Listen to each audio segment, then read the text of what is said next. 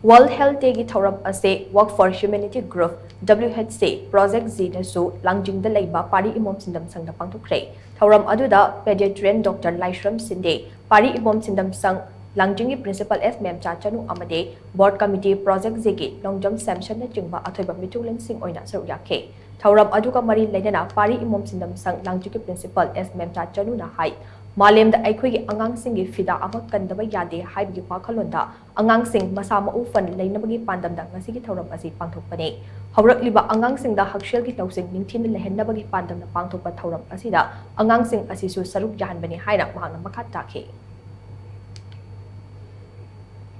angang sing si education di ani suba hel na maruiba hel hattaba angang like tamugata aidongi da mai patte maram aduna hel ka mari leinaba program ase project ji foundation na simbidana mokoi objective ki manung chanda ngang sing samu khataba yade wakal social oidaba yade prithibi da koi makham kanana bagi program haiba tare project ji foundation na pai di base ai yam jana makum khana support tani adoga koi na sida laga health program ma simbi base makum ina ada chari